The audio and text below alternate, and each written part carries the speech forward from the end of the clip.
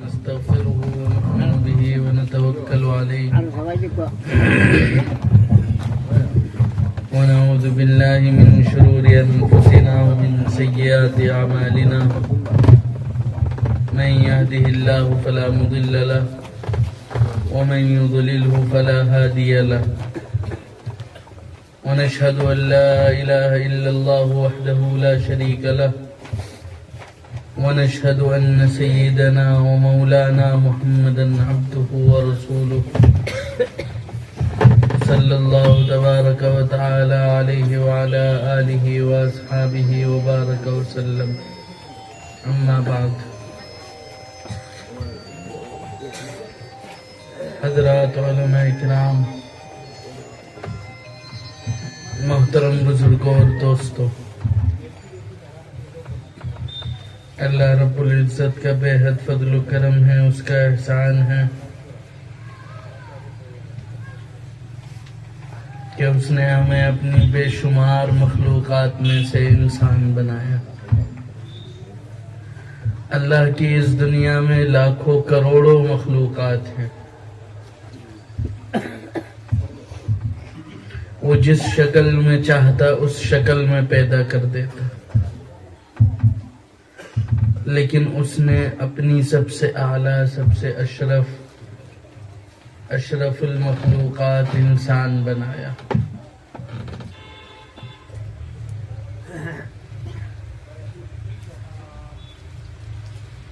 اور صحیح سالم انسان بنایا۔ اللہ کی کتنی نعمتیں ایسی ہیں جو اللہ نے ہمیں دے رکھی ہیں، اور ایسے بہت سارے لوگ ہیں جو انہی نعمتوں سے محروم ہیں، لیکن اللہ نے ہم کو وہ ساری نعمتیں دے رکھی ہیں۔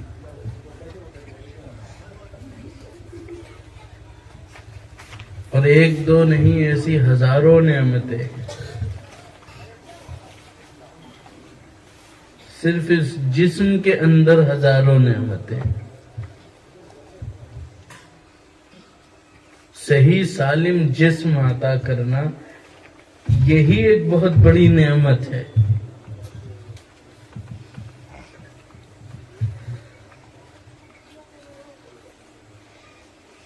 اور بہت سارے ایسے لوگ ہیں ہمارے ہی ارد گرد میں رہتے ہیں جو ایک دو نعمتوں سے محروم ہیں، اور اس نعمت کے نہ ہونے کی وجہ سے ان کی زندگی میں کتنی پریشانیاں ہیں، ہمیں اس کا اندازہ نہیں ہے۔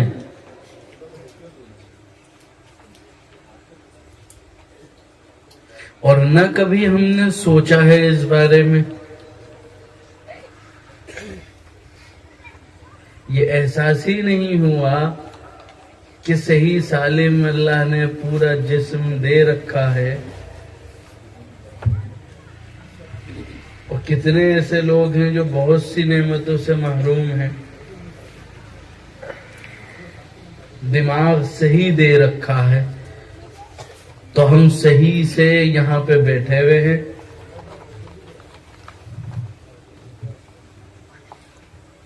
ذرا سی خرابی آ جائے تو انسان نالی میں پڑا ہوا ملتا ہے۔ پھر اور جتنا انسان کا علم بڑھ رہا ہے، اللہ کی نعمتوں کی معلومات اور اس کا استحضار بھی بڑھ رہا ہے۔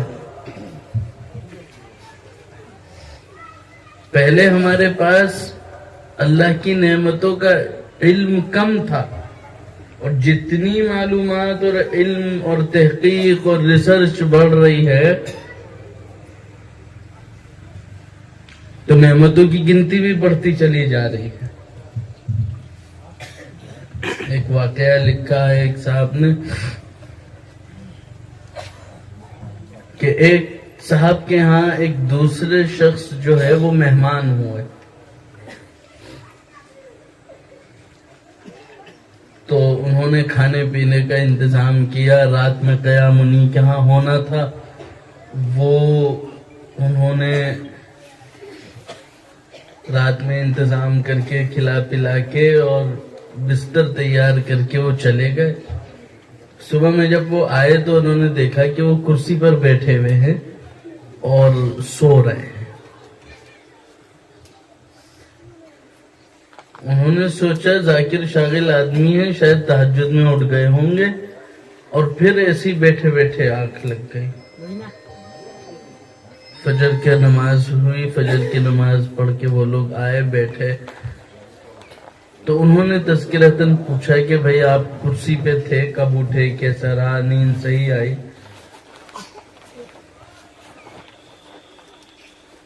تو وہ کہنے لگے کہ مجھے تو زمانہ ہو گیا میں کرسی پر ہی سوتا ہوں. کہ بھئی کیوں، کیا وجہ ہے؟ کہنے لگے کہ یہاں گلے میں جو ہے وہ گوشت کا ایک ٹکڑا ہوتا ہے. انسان جب کچھ کھاتا ہے تو وہ کھل جاتا ہے اور کھانا پانی جو کچھ ہے وہ چلا جاتا ہے. اس کے بعد وہ اس نس کو، اس رگ کو، اس راستے کو وہ بند کر دیتا ہے. اسی لیے ہم کھا کے پی کے اگر فوراً لیٹ بھی جائیں تو بھی کھانا واپس نہیں آتا، کیونکہ وہ اوپر سے بند رہتا ہے. ان کا وہ خراب ہو گیا، کچھ پریشانی ہوئی جس کی وجہ سے وہ خراب ہو گیا. تو وہ لیٹنے کی نعمت سے محروم تھے. سونا صرف نعمت نہیں ہے، لیٹنے کی توفیق دے دینا یہ بھی نعمت ہے. تو انسان کی تحقیق جتنی بڑھ رہی ہے، اللہ کی نعمتوں کا استحضار بڑھ رہا ہے. اور ان تمام نعمتوں کے بعد، تمام احسانات کے بعد، جو سب سے بڑی، سب سے عظیم نعمت اللہ نے ہمیں دی وہ یہ کہ ایمان عطا کرتی ہے.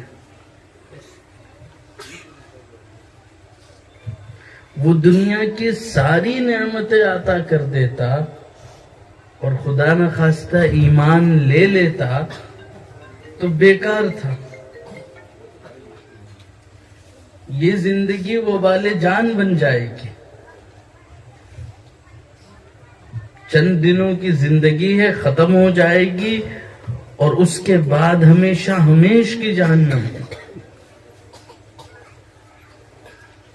تو اللہ نے بغیر مانگے، بغیر کوشش کے، بغیر محنت کے ہمیں ایمان جیسی عظیم دولت عطا کر دی. اب اس ایمان کی حفاظت کی ذمہ داری ہماری ہے. ایمان تو مل گیا ہے، اور صرف ایمان کا مل جانا کافی نہیں ہے. مرتے دم تک ایمان پر قائم رہنا یہ اصل ہے. خاتمہ ایمان پر ہو جائے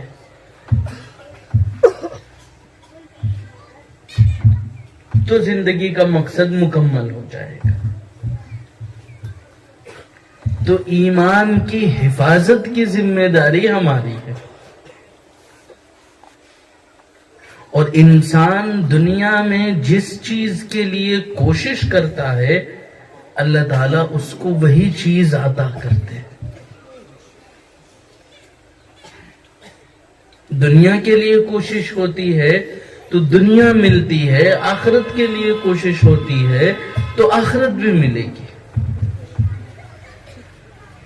شیطان نے ہمیں یہ پٹی پڑھا رکھی ہے کہ یہاں تو دنیا کی دیکھ لو، وہاں پہ وہاں کی دیکھ لیں گے.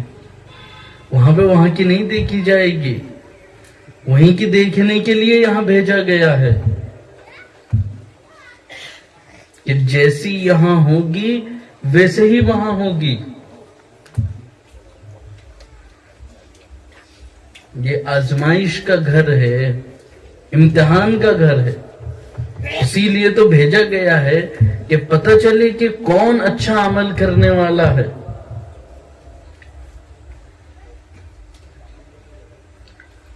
تو انسان جس چیز کے لیے کوشش کرتا ہے وہی چیز اس کو حاصل ہوتی ہے. دنیا کے لیے کوشش کر رہے ہیں وہ بھی کریں، لیکن اس طریقے سے کریں جو طریقہ اللہ اور اس کے رسول نے بتایا ہے. اللہ تعالیٰ قرآن میں فرماتا ہے لَقَدْ كَانَ لَكُمْ فِي رَسُولِ اللَّهِ أُسْوَةٌ حَسَنَةٌ، کہ مثال نمونہ بنا کر بھیجا ہے ہم نے. پوری زندگی گزار کے اللہ کے رسول نے بتائی ہے کہ دیکھو زندگی اس طرح گزار لو تو کامیاب ہو. ایسا نہیں ہے کہ صرف کتابوں میں لکھا ہوا ہے یا کہیں سے آ گیا اور پتہ چل گیا. اپنی پوری 63 سال کی زندگی گزار کے بتائی ہے. تجارت کرنی ہے تو ایسے کرنی ہے، گھر میں رہنا ہے تو ایسے رہنا ہے، دوستوں کے ساتھ کیسے معاملات کرنے ہیں، دشمنوں کے ساتھ کیسے معاملات کرنے ہیں، پڑوسیوں کے ساتھ کیسے معاملات کرنے ہیں. ہر چیز کر کر دکھائی ہے، زبانی نہیں بتایا ہے. ہم لوگوں کی پریشانی یہ ہے کہ ہم لوگ زبانی بتا رہے ہیں، سب ایک دوسرے کو بتا رہے ہیں. میں آپ کو بتا رہا ہوں عمل سے سب خالی. مسائل یہی ہے، اگر ہمارے اعمال صحیح ہو جائیں تو مسائل تو ویسے ہی ختم ہو جائیں گے.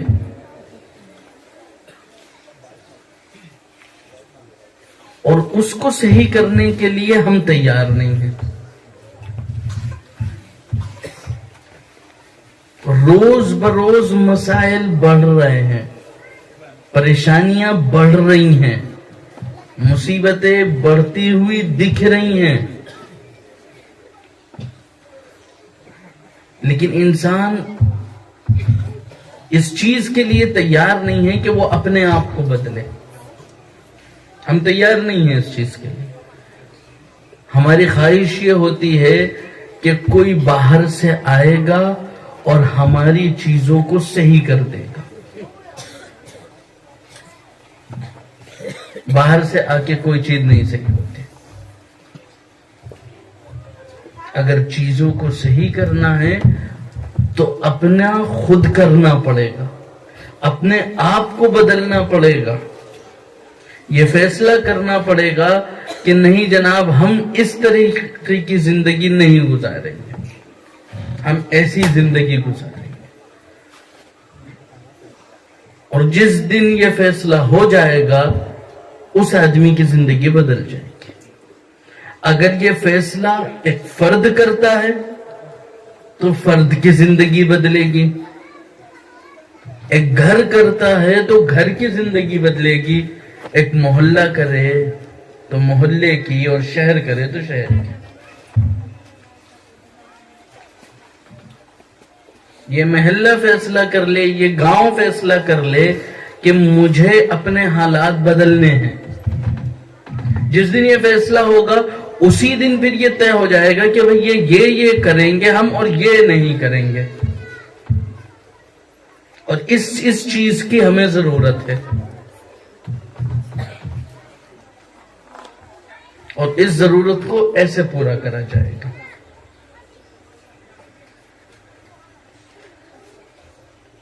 تو ضرورت ہے کہ ہم اپنی چیزوں کو بدلنے کی فکر کریں، اپنے آپ کو بدلنے کی فکر کریں. یہ طے کر لیں کہ ہم اپنی زندگی بدلیں گے، اور اس کے لیے ہمارے پاس ساری چیزیں موجود ہیں. اللہ نے اپنا پیارا پیغمبر اسی لیے بھیجا تھا کہ وہ نمونہ بنے، ہمارے سامنے بن کر دکھا دے. اور انہوں نے بن کر دکھا دیا اور ہمیں بتا دیا. زندگی تو ہم گزار رہے ہیں، اعمال بھی کر رہے ہیں.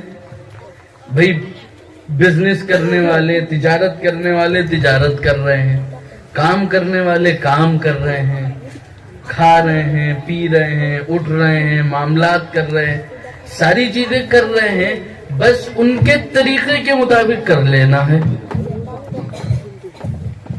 کیسے تجارت انہوں نے بتائی ہے ویسے کر لی جائے، کیسے معاملات بتائے ہیں ویسے معاملات کر لیے جائیں، کیسے کھانا بتایا ہے، کیسے پینا بتایا ہے۔ تو یہی سارے اعمال ہمارے دین کے کام بن جائیں گے،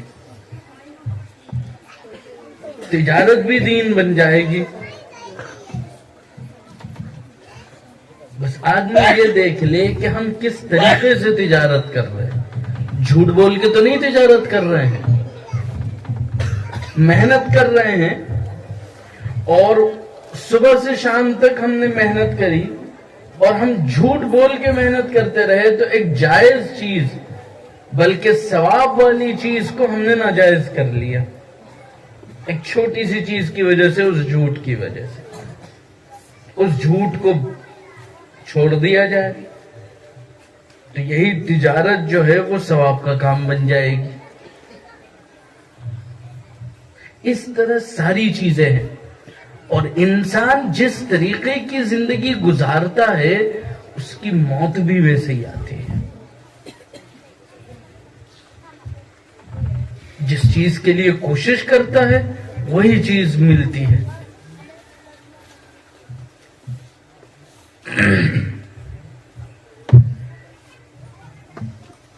ایک واقعہ لکھا ہے کتابوں میں حضرت تھانوی رحمہ اللہ کا۔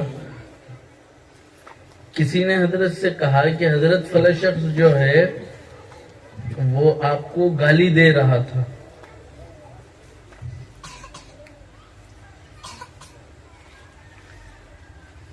تو اور لوگ جو بیٹھے ہوئے تھے وہ بھی متوجہ ہوئے کہ دیکھیں بھئی یہ کیا بات ہے، کیا جواب آئے گا، کیا بتائیں گے حضرت۔ تو حضرت تھوڑی دیر خاموش رہے، پھر فرمانے لگے کہ دیکھو بھائی، اگر میری موت ایمان پر آ جاتی ہے، میرا خاتمہ بالخیر ہو جاتا ہے، تو وہ چاہے جتنی گالی دے مجھے کوئی فرق نہیں پڑتا، لیکن اگر میری موت ایمان پر نہیں ہوتی تو جتنی گالی وہ مجھے دے رہا ہے میں اس سے زیادہ کا مستحق ہوں، کیونکہ میں اپنے مقصد میں فیل ہو گیا۔ جس مقصد کے لیے اللہ نے مجھے پیدا کیا تھا وہ مقصد پورا نہیں ہوا، تو مجھے تو اور گالی دی جانی چاہیے۔ میرے بھائیوں، یہ وہ لوگ تھے جنہوں نے اپنی پوری زندگی صرف دین اور ایمان کے لیے وقف کر رکھی تھی، یہی کام کرا پوری زندگی، تب بھی اپنی موت پر ایمان کا اور خاتمہ بالخیر کی اتنی فکر کر رکھے ہیں۔ ہمیں اور آپ کو کتنی فکر کرنی چاہیے؟ ہم اتنے ہی زیادہ لاپرواہ ہیں۔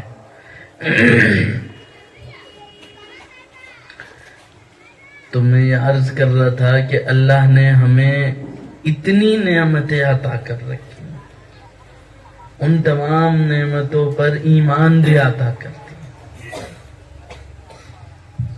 بس اب اس ایمان کی حفاظت ضروری ہے۔ حفاظت مکمل ہو گئی، خاتمہ ایمان پر ہو گیا، اور انسان کی پیدائش کا مقصد مکمل ہو گیا۔